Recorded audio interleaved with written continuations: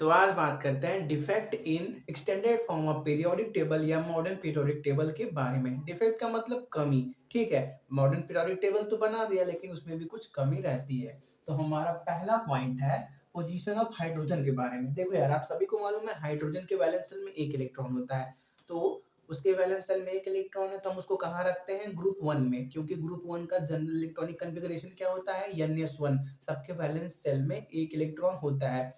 इसलिए तो बात हो गई इलेक्ट्रॉनिक कन्फिग्रेशन की बात, जो क्या है ग्रुप वन से सिमिलर रखता है हाइड्रोजन का।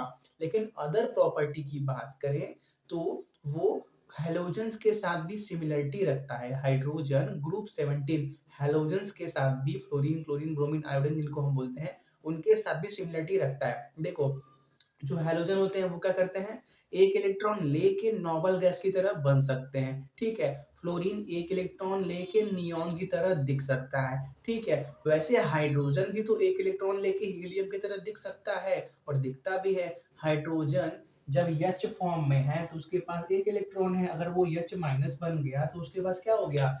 दो इलेक्ट्रॉन हो गए। वो कैसा हो गया? हीलियम की तरह। हीलियम क्या है? नोबल गैस की तरह दिखने लगा। इसी वजह से कि हाइड्रोजन ग्रुप वन की तरह ग्रुप वन के साथ भी बिहेवियर शो कर रहा है और ग्रुप 17 के साथ भी अपना बिहेवियर शो कर रहा है। यही बन जाता है हमारे मॉडर्न पीरियोडिक टेबल का पहला डिफेक्ट। ठीक है, बात करते हैं दूसरे पॉइंट की। तो दूसरा पॉइंट है लैंथेनाइड और एक्टिनाइड के बारे में।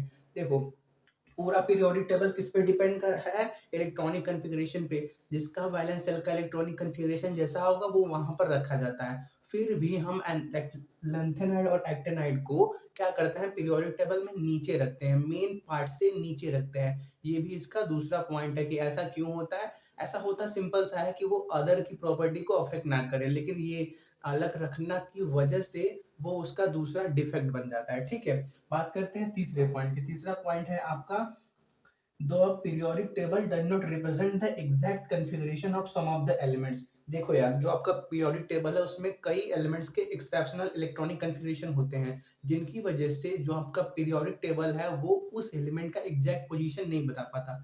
जैसे एग्जांपल की बात करें हम, हमारे पास होता है क्रोमियम। एटॉमिक नंबर उसका कितना होता है?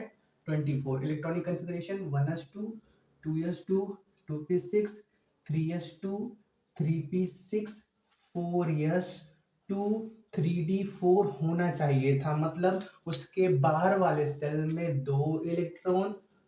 पिछले क्लास में हमने बात की थी कि जितने भी डी ब्लॉक के एलिमेंट होते हैं उनका बाहर वाला सेल कौन सा होता है? 4s वाला।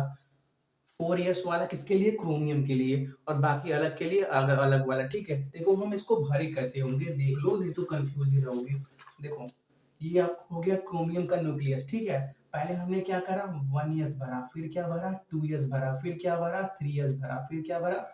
अरे सॉरी सॉरी, 1s भरा, 2s भरा, उसके बाद 2p भरा, उसके बाद क्या भरा? 3s भरा, उसके बाद 3s के बाद 3p को भरा, 3p के बाद भरने के बाद क्या भरा? 4s को भरा, 4s भरने के बाद क्या भरा? हमने 3d भरा। 3d कहाँ भरेंगे? अंदर आके। यहाँ पे आके हम क्या? 3d को भरेंगे। किसका है? क्रोमियम की बात कर रहे हैं। ठीक है, तो क्रोमियम का वैलेंस शेल कौन सा है? 4s वाला। वैलेंस शेल कौन सा होता है? सबसे दूर वाला, सबसे बाहर वाला। ठीक है, तो 4s क्या है? वैलेंस शेल का ऑर्बिटल है।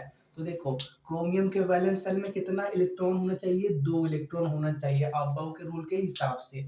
लेकिन यहाँ पे एक्सेप्शन लगता है। क्या होता है? 4s में एक इलेक्ट्रॉन रहते हैं और 3d में 5 इलेक्ट्रॉन हो जाते हैं। ठीक है, यही 4s1 3d5 होने की वजह से ये जो आपका मॉडर्न पीरियोडिक टेबल है इसका क्रोमियम का एग्जैक्ट पोजीशन नहीं बता पाता। ठीक है, अगर कहीं ऐसा लिखा हो तो आप बता नहीं सकते कि वो कहाँ पे रखा जाएगा। क्यों? क्योंकि पीरियोडिक टेबल में बहुत से एलिमेंट के एक्सेप्शनल इलेक्ट्रॉनिक कन्फिगरेशन होते हैं।